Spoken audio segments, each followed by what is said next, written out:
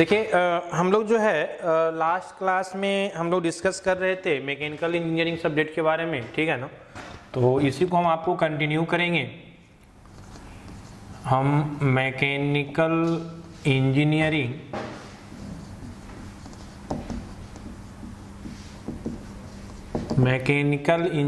Subject के बारे में हम आपको डिस्कस कर रहे थे, ठीक है ना।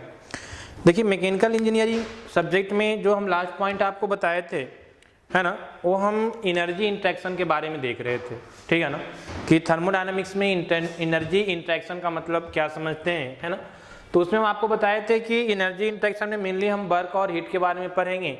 लेकिन अगर थर्मोडायनामिक्स एनर्जी की बात करें, थर्मोडायनामिक्स कंसेप्ट ऑफ एनर्जी की बात करें, तो हम लोग क्या करते हैं कि दो तरह से एनर्जी को डिफाइन करते हैं। एक को हम बोलते हैं एनर्जी स्टोर्ड इन सिस्टम, और दूसरे को हम लोग बोलते हैं क्या, energy in transit. Energy in store and energy in transit. Energy in store का मतलब जो सिस्टम में स्टोर हो, जैसे इंटरनल एनर्जी हम बताए थे आपको। एनर्जी इन ट्रांजिट का मतलब कि जो आपका जो है वो एक प्रोसेस के थ्रू ट्रांसफर करे, है ना। मान लिया सिस्टम से सराउंडिंग में या सराउंडिंग से सिस्टम में अगर हीट ट्रांसफर होता है, वर्क ट्रांसफर होता है, तो ये सारा जो मेरा कहलाता है दैट इज क्या, एनर्जी इन ट्रांजिट, ठीक है ना। तो उसमें हम आपको वर्क के बारे में डिफाइन कर रहे थे, और ये जो होता है पाथ फंक्शन होता है, ये हम आपको वहाँ पे डिस्कस किए थे, है ना। वर्क के बारे में हम आपको बताया रहे थे कि वर्क को हम लोग थर्मोडायनामिक्स में कैसे डिफाइन करेंगे। तो हम आपको बहुत सिंपल में बताए थे कि मान लिया कोई मेरा सिस्टम है, ठीक है ना, सपोज है कोई सिस्टम है और इस सिस्टम का बाउंड्री है, तो अगर बाउंड्री डिस्प्लेस्ड होता है, आइदर वो कंप्रेस होता है या एक्सपेंड होता है, तो हम ये बोलेंगे कि मेरा जो है वो बाउंड्री मेरा जो है वर्क डन डिफाइंड हो रहा है, अदरवाइज हम बोलेंगे कि वर्क डन डिफाइंड नहीं हो रहा है। तो ये सारा पॉइंट्स हम आपको डिस्कस किए थे, ठीक है ना। वर्क के रिलेटेड और भी हम कुछ पॉइंट आपको बताए थे, जिससे हम आपको बताए थे कि इसका एक रिलेशंस जनरलाइज्ड इक्वेशंस होता है ना। Work done is equal to P D V, जिसको हम लोग पी डी वी वर्क के नाम से भी जानते हैं, वो भी हम आपको डिस्कस किए थे। उससे रिलेटेड पॉइंट जो होता है कि वो वर्क डन जो होता है वो पीवी डायग्राम पे किसी भी curve under the volume axis पे जो हमको एरिया मिलता है उस कर्व का, है ना, उसके बराबर होता है। जो सारा पॉइंट हम आपको डिस्कस कर दिए थे, ठीक है ना। इसके अलावा हम यही बताए थे आपको कि ये पाथ फंक्शन होता है। पाथ फंक्शन क्यों इसको हम बोलते हैं, क्योंकि ये पाथ पे डिपेंड करता है। अलग अलग सेम पॉइंट के लिए, अलग अलग पाथ के लिए जो हीट ट्रांसफर होगा वो क्या होगा, अलग अलग होगा। वो हम आपको देखे थे, है ना, पीवी डायग्राम पे हम आपको प्रेजेंट करके दिखाए थे। तो ये सारा पॉइंट हम आपको डिस्कस किए थे। चलिए आइए अभी हम आपको जो बात करेंगे, है ना, अभी जो हम आपको बात कर रहे हैं नेक्स्ट टॉपिक का, है ना, ये हम आपको आइडियल गैस इक्वेशंस के बारे में बात कर रहे हैं, ठीक है ना। अब देखिए आइडियल गैस इक्वेशंस में सबसे पहले हम क्या करेंगे कि ये जो आइडियल गैस इक्वेशंस है ना, हम वर्क ट्रांसफर को ही कंटिन्यू करेंगे। लेकिन क्या है ना कि आगे अब वर्क ट्रांसफर को कंटिन्यू करने के लिए हम लोग क्या पढ़ेंगे, तो हम लास्ट क्लास में आपको बता दिए थे कि अब वेरियस प्रोसेस में जो वर्क ट्रांसफर का रिलेशंस होगा, जो फार्मूला होगा, वो हम आपको प्रेजेंट करेंगे, है ना। क्योंकि जनरलाइज्ड फॉर्म में जो इक्वेशंस होता है वो तो हम आपको देख लिए थे कि जनरलाइज्ड फॉर्म में जो वर्क ट्रांसफर होता है that is P into D V, और अगर हम एग्जैक्ट वर्क डन निकालना चाहेंगे तो इंटीग्रेशन ऑफ P इंटू क्या, डी वी, कहाँ से कहाँ तक, तो V1 से V2 तक। क्लियर है ना। तो ये तो मेरा जनरलाइज्ड फॉर्म ऑफ इक्वेशंस हो गया, है ना। अब इसी इक्वेशंस को हमको अलग अलग प्रोसेस में पढ़ना होता है। वो कौन सा प्रोसेस होता है, तो सबसे पहले होता है, हम आपको डिस्कस करेंगे constant volume, constant pressure process, है ना, या कांस्टेंट वॉल्यूम से हम लोग कुछ भी लिख सकते हैं, दोनों होता है ना। पहले हम बात कर रहे हैं कांस्टेंट वॉल्यूम प्रोसेस का, इसको हम आइसोकोरिक प्रोसेस बोलते हैं, और इसी को जो है ना आइसोमेट्रिक भी हम लोग बोलते हैं, ठीक है ना। उसी तरह जो है कांस्टेंट प्रेशर की हम लोग बात करते हैं, जिसको हम लोग आइसोबारिक प्रोसेस बोलते हैं, और इसी को कहीं कहीं आइसोपिस्टिक भी बोलते हैं।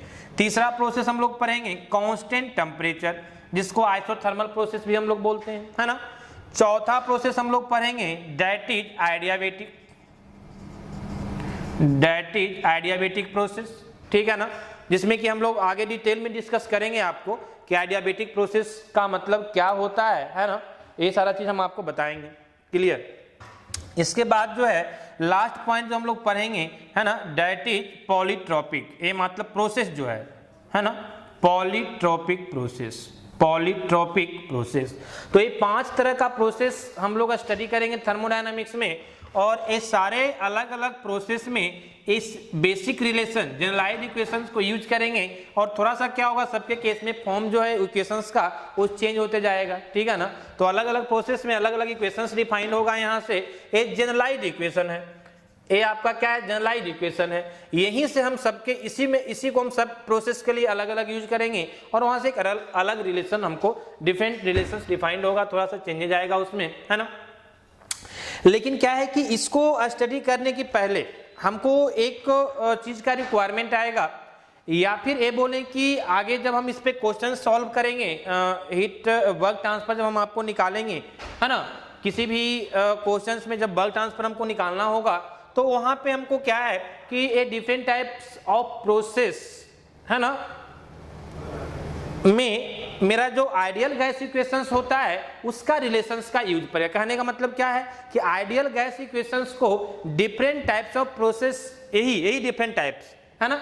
अभी से देखिए हम जो वेरियस या डिफरेंट टाइप्स ऑफ प्रोसेस की बात जो करेंगे ना, मतलब यही 5 प्रोसेस की हम बात करेंगे। आप उस प्रोसेस को अभी अलग रखिएगा जो हम आपको बताया थे, रिवर्सिबल प्रोसेस, एडियाबेटिक प्रोसेस, है ना, क्वासी स्टैटिक प्रोसेस, उसमें भी होमोजेनियस, हेटेरोजेनियस ये सब भी होता है, लेकिन वो प्रोसेस जो है ना वो अलग उसको बात करेंगे हम लोग, है ना। वो हम आपको पहले ऑलरेडी डिस्कस कर दिए थे। अभी जो हम वर्क जो थर्मोडायनामिक्स हम पढ़ेंगे उसमें जो हमको वर्क निकालना होगा उसमें हमको इस प्रोसेस के फॉर्म में निकालना होगा। हो सकता है कोई क्वेश्चन में बोल दे कि एक प्रोसेस है जिसमें आपका वॉल्यूम कांस्टेंट है, आप बताइए कि इसका वर्क ट्रांसफर कितना होगा। हो सकता है किसी क्वेश्चन में बोल दे कि आपका प्रेशर कांस्टेंट है और बताइए कि इसमें वर्क ट्रांसफर कितना आएगा, और भी डेटा आपको दिया हुआ रहेगा, है ना। तो कहने का मतलब ये हुआ कि आपका जो वर्क ट्रांसफर आप डिफरेंट प्रोसेस में निकालेंगे और उससे जो क्वेश्चन सॉल्व करेंगे तो वहां पे आपको ideal gas equations different process में चाहिए, उसका रिलेशन चाहिए। तो आइए हम आपको स्टार्ट करते हैं, है ना, कि ideal gas equations for various process. फिर से हम बात कर रहे हैं कि वेरियस प्रोसेस का मतलब क्या हुआ, तो यही 5 प्रोसेस, क्लियर ना। तो हम स्टार्ट करते हैं पहले कि ideal gas equations, ideal gas equations for various process, है ना। ये डिफरेंट प्रोसेस के लिए हम आपको बात करेंगे, क्लियर है ना। चलिए आइए देखिए यहाँ पे ध्यान दीजिए। सबसे पहले तो हमको ये जानना होगा कि आइडियल गैस इक्वेशंस क्या होता है, ठीक है ना। तो आप लोग पहले पढ़े भी होंगे 11th-12th में कि आइडियल गैस इक्वेशन जो होता है that is PV is equal to mRT, clear. इसी को जब हम मोल के फॉर्म में प्रेजेंट करते हैं वहां पे n है ना, RT के फॉर्म में हम लोग बात करते हैं R डैश, जहाँ पे यूनिवर्सल गैस कांस्टेंट होता है। लेकिन अगर इस फॉर्म में हम बात करें, है ना, मास के फॉर्म में, तो मेरा A रिलेशन डिफाइंड होता है। जहाँ पे अगर हम बात करें P का, तो मेरा P क्या होता है, दिस इज प्रेशर। मेरा वॉल्यूम V क्या होता है, दिस इज वॉल्यूम। M क्या है, तो दिस इज मास। R क्या है, तो R को हम बोलते हैं आइडियल, R को हम लोग बात करते हैं ideal gas constant, ideal gas constant हम लोग क्या बोलते हैं, आइडियल गैस कांस्टेंट। और लास्ट एक आपका T है, तो समझ ही रहे होंगे कि हम लोग T को क्या बोलेंगे, टेम्परेचर। तो कहने का मतलब ये सारा पॉइंट्स हो गया। अब आइए इसी इक्वेशंस को, ये जो आइडियल गैस इक्वेशंस है उसको हम अलग अलग प्रोसेस में डिफाइन करते हैं, क्लियर ना। सबसे पहले हम आपको बात कर रहे हैं कांस्टेंट वॉल्यूम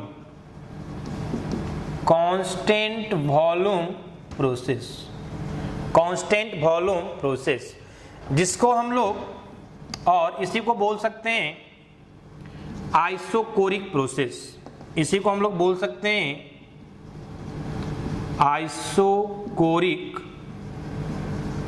प्रोसेस, क्लियर है ना। कहीं कहीं इसी को बोलता है आइसोमेट्रिक प्रोसेस, ये अलग अलग नेमिंग है, चीजें सेम ही है। आइसोमेट्रिक प्रोसेस, है ना। तो ये 3 तरह से हम लोग समझते हैं। कांस्टेंट वॉल्यूम प्रोसेस भी बोलते हैं इसी को, इसी को आइसोकोरिक प्रोसेस भी बोलते हैं और इसी को आइसोमेट्रिक प्रोसेस भी बोलते हैं। क्लियर है ना? जैसा कि बाय नेम आपको समझ में आ रहा होगा, कांस्टेंट वॉल्यूम, मतलब वॉल्यूम क्या रहेगा जी? कांस्टेंट रहेगा। क्लियर है ना? अब आइडियल गैस इक्वेशंस को हमको कांस्टेंट वॉल्यूम के लिए रिप्रेजेंट करना है, कैसा आएगा? क्लियर ना? देखिए यहाँ पे यूज कीजिए इसको। आइडियल गैस इक्वेशंस मेरा क्या होता है? तो PV is equal to mRT। एक चीज और ध्यान में रखिएगा कि मास जो होता है वो मेरा कांस्टेंट होता है। मास कांस्टेंट क्यों होता है? क्योंकि मास जो है वो क्लोज सिस्टम का मास डिफाइंड होता है। तो क्लोज सिस्टम का मतलब हम लोग क्या समझते हैं कि मास ट्रांसफर नहीं होगा। तो क्लोज सिस्टम का मतलब जब मास ट्रांसफर नहीं हुआ मतलब मास क्या हो गया? कांस्टेंट हो गया। तो मास भी क्या होता है? कांस्टेंट होता है। R क्या है? तो ये आइडियल गैस कांस्टेंट नाम ही इसका दे रहे हैं, ठीक है ना? तो ये मेरा क्या हो गया? आइडियल गैस कांस्टेंट हो गया। क्लियर है? T तो आपका वेरिएबल हो सकता है। मान लीजिए एक आपका सिस्टम है, तो ये सिस्टम है, तो अगर कोई प्रोसेस हो रहा, मान लीजिए इससे हीट ट्रांसफर हो रहा है सिस्टम से सराउंडिंग में, या फिर सराउंडिंग से सिस्टम में हीट ट्रांसफर हो रहा है, तो इसका टेम्परेचर चेंज हो सकता है। उसी तरह मान लिया कि आप उसका कंप्रेस करना चाह रहे हैं। मान लिया जाए कि कोई सिस्टम है, जैसे मान लिया जाए कि ये आपका सिस्टम है ना? अब ये सिस्टम है, इसमें आपका जो है एक कोई पिस्टन लगा हुआ है, और इसमें क्या है? आपका कोई गैस है। तो ये गैस है, जब आप इसमें हीट सप्लाई करेंगे ये एक्सपैंड करेगा, गैस एक्सपैंड करेगा, तो ये क्या करेगा? ऊपर की ओर मूव करेगा। तो इस सिस्टम का जो वॉल्यूम है वो चेंज होगा, बढ़ेगा। क्लियर है ना? तो वॉल्यूम भी आपका चेंज हो सकता है, लेकिन यही जो सिस्टम है इसका अगर हम जो पिस्टन है उसको हम फिक्स कर दें। फिक्स करने का मतलब क्या है? कोई लॉक लगा दें कि अब ये पिस्टन जो है ये आगे की ओर अब नहीं मूव करेगा, है ना? ये पिस्टन जो है अब ऊपर की ओर मूव नहीं करेगा क्योंकि लॉक लग गया, है ना? तो अब आपका वॉल्यूम क्या रहेगा? वॉल्यूम चेंज नहीं करेगा, मतलब अब इसका वॉल्यूम क्या रहेगा? कांस्टेंट रहेगा। क्लियर है ना? तो कहने का मतलब है कि वॉल्यूम आपका चेंज भी हो सकता है, वॉल्यूम आपका कांस्टेंट भी हो सकता है, वो एक पार्टिकुलर कंडीशन में आपका डिफाइंड होगा। क्लियर है ना? तो अभी हम जो प्रोसेस पहला की हम जो बात कर रहे हैं वो किसकी हम बात कर रहे हैं? कांस्टेंट वॉल्यूम प्रोसेस की बात कर रहे हैं, मतलब वॉल्यूम क्या रहेगा? कांस्टेंट रहेगा। आइए देखिए यहाँ पे इक्वेशंस में हम बताना क्या चाह रहे थे कि m और r हमेशा क्या रहेगा? कांस्टेंट रहेगा। क्यों? क्योंकि m जो है वो क्लोज सिस्टम का मास है, और क्लोज सिस्टम का मतलब मास ट्रांसफर नहीं होता है, इसलिए मास क्या रहेगा? कांस्टेंट रहेगा। r क्या है? आइडियल गैस कांस्टेंट है ना? तो ये तो आपका कांस्टेंट ही रहेगा। सिमिलरली यहाँ पे इस पार्टिकुलर प्रोसेस के लिए वॉल्यूम भी क्या है? आपका कांस्टेंट है। तो हम लिख सकते हैं कि P इज इक्वल टू, है ना, m r अपॉन क्या? v, mr अपॉन v, और इधर इसको हम लिख सकते हैं क्या? t। क्लियर है ना? अब देखिए ये mr बाई v, m और r तो हम क्या बोले थे कि हमेशा क्या रहेगा? कांस्टेंट रहेगा। आपका जो प्रोसेस पार्टिकुलर प्रोसेस ले रहे हैं कांस्टेंट वॉल्यूम का ले रहे हैं, इसलिए आपका जो वॉल्यूम है वो भी क्या रहेगा? कांस्टेंट रहेगा। तो m r v ये तीनों क्या रहेगा? कांस्टेंट। मतलब यहाँ से कोई हमको क्वांटिटी जो मिलेगा वो कांस्टेंट मिलेगा। तो हम बोल सकते हैं यहाँ से कि PV इज इक्वल टू क्या? कांस्टेंट। अब PV is equal to constant का मतलब हम लिख सकते हैं, क्या लिख सकते हैं? तो P1 V1 is equal to P2 V2। तो कहने का मतलब है कि ये पहला रिलेशन हमको डिफाइन होता है किस केस के लिए? जब आपका वॉल्यूम क्या हो? कांस्टेंट हो। सिमिलरली आइए सेकेंड केस में अगर हम बात करें, सेकेंड में अगर हम आपको बात करें कांस्टेंट प्रेशर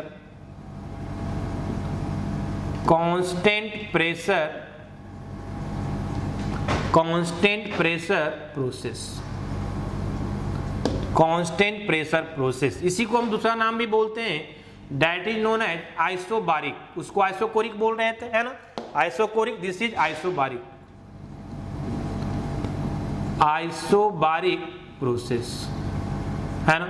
आइसोबारिक प्रोसेस, या इसी को हम लोग आइसोबारिक को ही या कांस्टेंट प्रेशर को ही कहीं कहीं जो है आइसोपिस्टिक के नाम से भी जानते हैं। आइसोपिस्टिक, है ना? आइसोपिस्टिक के नाम से भी जानते हैं। जिस तरह यहाँ पे हम आपको 3 तरह का नेमिंग बताए थे, वहां भी 3 तरह का नेमिंग होता है। क्लियर ना? आपको समझना है कि कांस्टेंट प्रेशर है, मतलब प्रेशर क्या रहेगा? कांस्टेंट रहेगा, है ना? अगर आपका प्रेशर कांस्टेंट है तो फिर से आपको किस इक्वेशंस को हेडिंग दे दिए? आइडियल गैस इक्वेशंस को रिप्रेजेंट करना है वेरियस प्रोसेस में। तो फिर से हम आइडियल गैस कांस्टेंट हम लेंगे कि PV इज इक्वल टू क्या? mRT। इस बार वॉल्यूम नहीं कांस्टेंट है, क्या है? प्रेशर कांस्टेंट है, तो कांस्टेंट को कांस्टेंट के साथ लाएंगे, वेरिएबल को वेरिएबल के साइड लाएंगे, तो यहाँ वी बाई उधर से आएगा तो टी हो जाएगा, डेट इज एम आर, और यहाँ पे क्या हो जाएगा, पी हो जाएगा। और ए जो मेरा है ये क्या है, कांस्टेंट। क्यों? क्योंकि एम आर तो कांस्टेंट पहले से ही था, इस पार्टिकुलर प्रोसेस के लिए प्रेशर भी मेरा क्या है, कांस्टेंट है, तो एम आर बाई पी मेरा क्या हो गया, कांस्टेंट हो गया। तो यहाँ से हम लिख सकते हैं कि V by T is equal to constant, और मतलब क्या कि V1 upon T1 is equal to V2 upon T2, ठीक है ना। इसी को हम लोग जो है दूसरे फॉर्म में भी हम लोग लिख सकते हैं,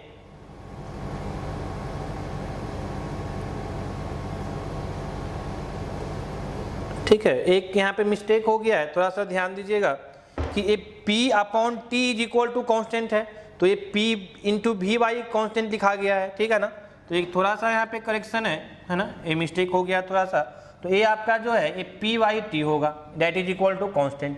कहने का मतलब क्या हो गया कि ये जो आएगा आपको P1 upon T1 is equal to क्या आएगा, P2 अपॉन T2, है ना।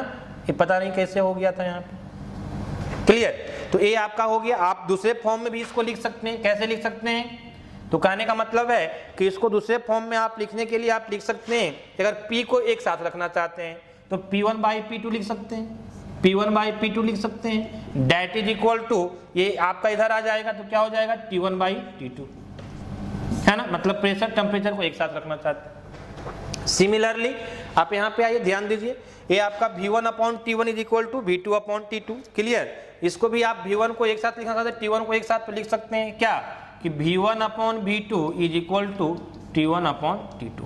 तो ये आपका रिलेशन डिफाइंड होगा फाइनली। बहुत बेसिक है, बहुत इजी है, इसको क्या आप कर सकते हैं, ठीक है ना।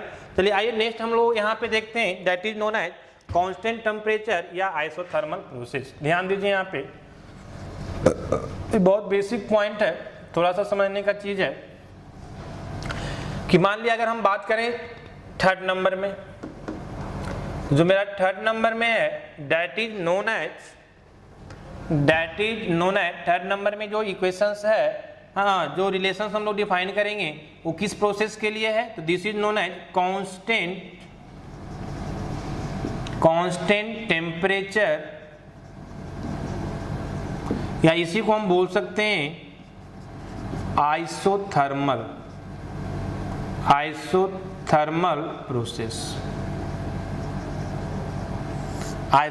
प्रोसेस, ठीक है ना।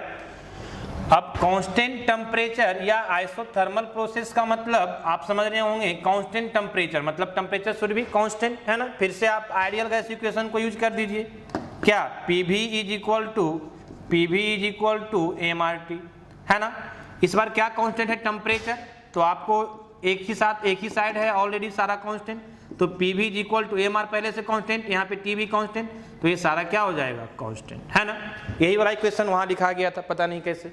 तो कहने का मतलब है कि वहाँ पे थोड़ा सा मिस्टेक हुआ था। देखिए यहाँ पे, अब इसको हम लोग कैसे लिख सकते हैं, तो लिख सकते हैं P1 V1 is equal to क्या, P2 V2, है ना। क्योंकि ये PV is equal to constant, मतलब क्या कि दोनों का प्रोडक्ट हमेशा क्या रहेगा, कांस्टेंट रहेगा, पॉइंट 1 पे भी और पॉइंट 2 पे भी। इसको हम लिख सकते हैं P1 V1 is equal to P2 V2। तो ये रिलेशन से यहाँ डिफाइन होता है।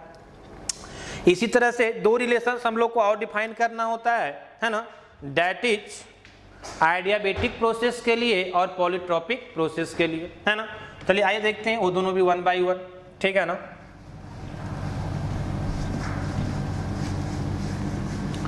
यहाँ पे देखिएगा, यहाँ पे थोड़ा सा समझने का चीज है ना। और रिलेशंस तो आपको ध्यान में रहना ही चाहिए, हमेशा यूज आएगा। ये रिलेशंस बहुत इंपॉर्टेंट है, छोटी छोटी लेकिन मोटी बातें वाली कहानी है ना।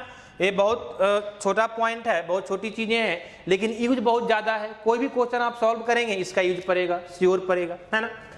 तो अगर हम बात करें नेक्स्ट आपका 4th नंबर प्रोसेस का, दैट इज आइडियाबेटिक